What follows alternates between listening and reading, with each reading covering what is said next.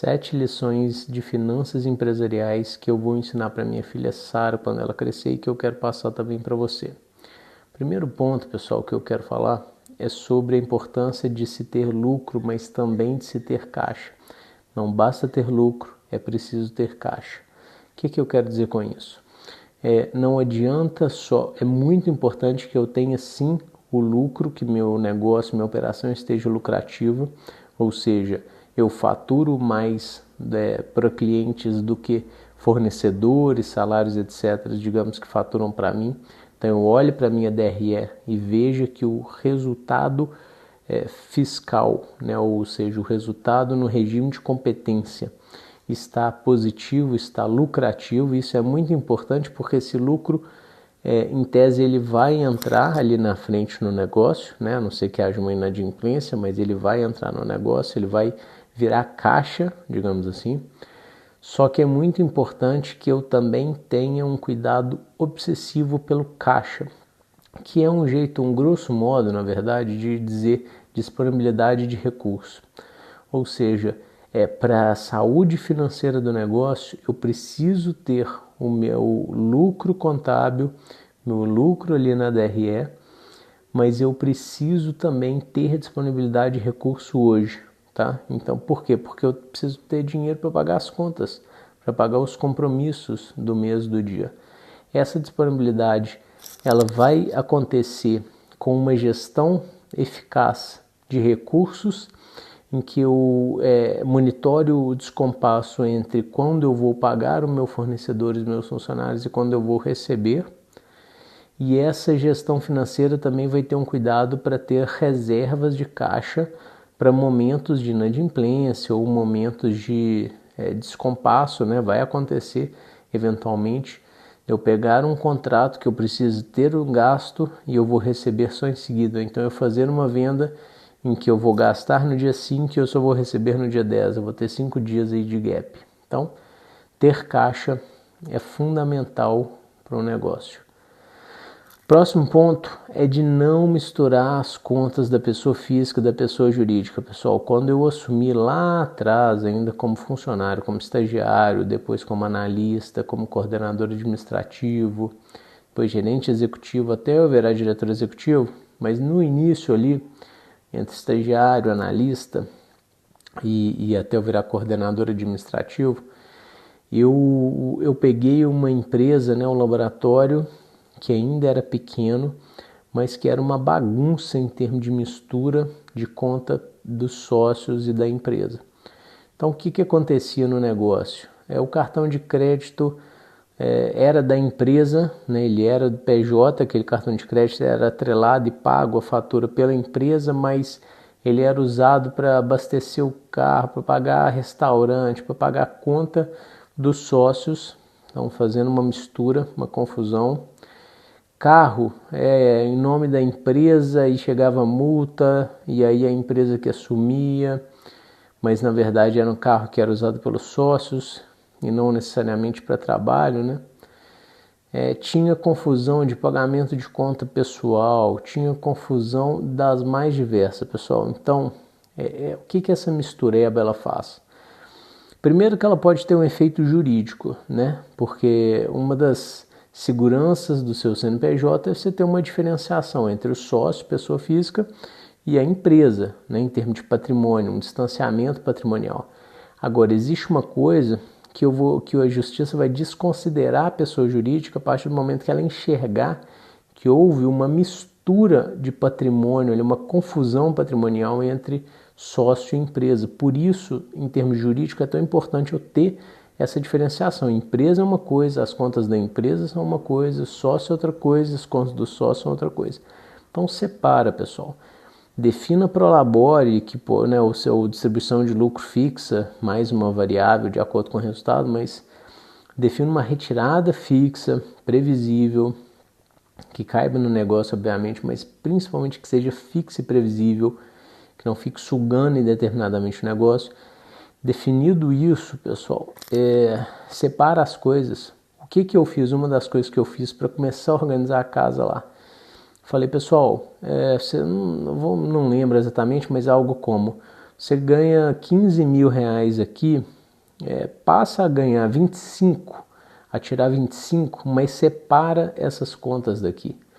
Ou seja, não finge que você ganha 15, porque na verdade você não ganha 15, você ganha 25, porque 10 mil são de contas suas, de combustível, de restaurante, não sei o que estão sendo pagas pela empresa, mas que são do sócio.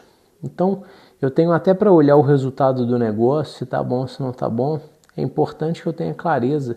Então, o meu gasto de prolabore, de sócio, de retirada, de remuneração do acionista e do executivo, é 25 mil. Né? Não são 15 como parecia, porque na verdade existem 10 aí que são de confusão. Então, separa, pessoal, as coisas. Uma coisa, outra coisa. Foca energia em crescer o negócio ao invés de focar energia em pensar como sonegar imposto. Pessoal, as pessoas às vezes criam uma confusão, além obviamente do risco jurídico, etc., mas a energia que muitas vezes se gasta pensando em qual o cartão que eu preciso pagar, qual o CNPJ que eu faturo, vou pôr um laranja, vou pôr isso, vou fazer isso, vou manter, vou picar as empresas para ficar no simples. Pessoal, eu sou absolutamente contra esse gasto de energia para fazer a coisa errada. Independente da gente concordar ou não com a carga tributária absurda, com a manicômio empresa de imposto tributário que é o Brasil, que de fato é bizarro, ainda mais se eu olhar para ICMS e tal.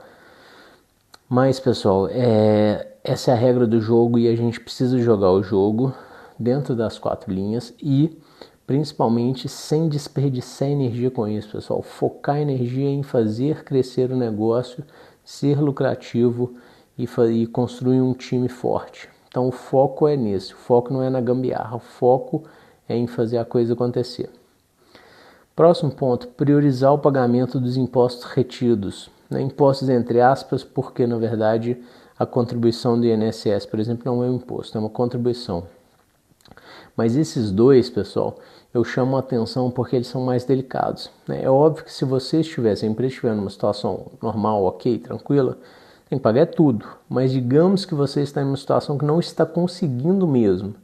Um momento, eu passei em 2015, um momento que eu perdi 55% do meu faturamento de uma terça para uma quarta-feira, eu tive que fazer escolhas momentâneas ali de pagamento. E imposto é uma coisa que entra nessas escolhas. Então, o ideal é pagar todos. Agora, se por acaso não estiver, não deixe pagar INSS, porque isso inclusive pode gerar até cadeia, um processo penal, criminal,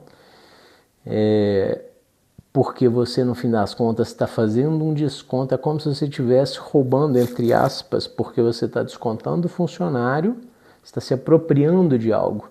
Você está descontando o funcionário e não está repassando isso para o governo, tá? E o imposto de renda também gera uma confusão no imposto de renda da pessoa física do funcionário. Pessoal, eu vivi isso lá atrás.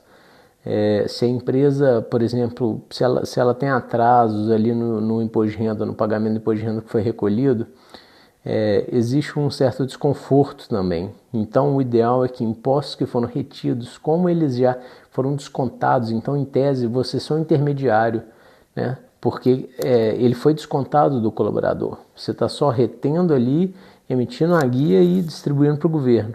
Então, não são impostos / contribuições interessantes de ter uma desatenção. Próximo ponto, pessoal, não atrase salários, tá? As pessoas contam com aquele dinheiro. E infelizmente a realidade é que nós empresários temos sim que fazer uma gestão financeira para que conseguimos garantir isso. Tá? Então é nosso papel, é nosso dever enquanto empregador, enquanto empresário, por mais difícil que isso possa ser empresário no Brasil, mas nós temos que fazer um planejamento e uma gestão de fluxo de caixa para ter dinheiro disponível para pagar os salários no 5º dia útil do mês, pessoal, porque as pessoas contam com aquele dinheiro, elas precisam daquele dinheiro. Tá? Então isso sempre foi muito valor para mim e eu acho que é importante. Próximo ponto. Jamais deu cano em um funcionário ou fornecedor. Mesmo com todas as crises que a minha empresa passou aí ao longo dos 12 anos, ou mesmo quando eu fui executivo também, que a gente construiu quase do zero o negócio, então foi uma jornada longa. Agora, no meu negócio, que eu sempre comento, lá 2015, que a gente teve todos os desafios, tomamos um cano de R$200 mil, perdemos 55% do faturamento, tomamos outro cano de R$70 mil na mesma época, perdemos um cliente importante, nós tínhamos basicamente 3 clientes importantes, um estava mal das pernas e saiu, e esse outro que cancelou 55% do faturamento. Então assim, foi caótica a situação, a gente chegou a ter mais de 1 milhão de dívida, mas uma coisa que eu durmo tranquilo toda noite, que é muito valor para mim, é que mesmo no meio de todo esse sufoco, nós jamais cogitamos a ideia, a possibilidade de dar um cano em um funcionário ou em um fornecedor. Então nós não demos cano em funcionário, não demos cano em prestador de serviço, fornecedor, em banco ou mesmo em governo. Então, pessoal, compromisso é para ser cumprido. Se alguém prestou um serviço para mim, vendeu algo para mim, eu tenho a obrigação de pagar aquilo, seja como for. Cabe a mim, cabe à minha empresa fazer uma gestão para poder virar essa situação, mesmo que negociando, uma coisa que caiba, mas jamais cogite essa hipótese, pessoal. Eu sou absolutamente contra isso. Não indico. Até porque eu acho que o nosso nome vale muito. E por último, para não estender demais, crie uma reserva de emergência no negócio. Pessoal, eu falo muito sobre isso, sobre reserva de emergência, porque foi algo que eu vi como faz falta quando eu precisei. Lá atrás, em 2015, nós precisávamos de mais ou menos uns R$70 mil para poder injetar no negócio e dar um fôlego ali no caixa, no fluxo de caixa. E simplesmente a gente não conseguia a liberação desse dinheiro no banco. Então o banco ficava enrolando a gente, e é o que eu sempre falo, no momento em que a sua empresa mais precisa do banco, é o momento que seu nível de risco para o banco está mais alto, então ele tende a não querer te emprestar, e se for te emprestar, ele vai cobrar alto por isso, vai cobrar caro por isso. Então a partir daquela vivência, eu comecei a ter uma obsessão pela necessidade de ter um próprio financiamento, uma própria reserva, uma própria segurança na empresa. Então a própria empresa precisa ter a sua capacidade financeira para momentos de crise. E como que eu comecei, pessoal? Que eu indico que você comece com R$100 por mês, se for o caso. Tá? A gente começou assim, mas são R$100 mesmo, é um compromisso, ou seja, como que eu fiz? No quinto dia útil, o mesmo nível de seriedade que eu tinha para lançar o contas a pagar, de pagar salários, eu tinha de lançar um contas a pagar de R$100, que era para aplicar esses R$100, tirar da conta corrente, para não ser mais considerado um dinheiro disponível, e ficar ali no CDB como reserva de emergência. Tá? Então, crie essa reserva de emergência de onde estiver, para poder começar a criar um fôlego. E aí você vai subindo, que seja 100 agora, mês que vem vai ser 10% a mais, vai ser 110.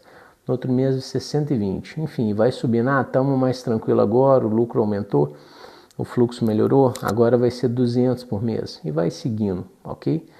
Então espero que seja útil, pessoal. Não se esqueça de se inscrever no canal, seguir nossa página e até a próxima.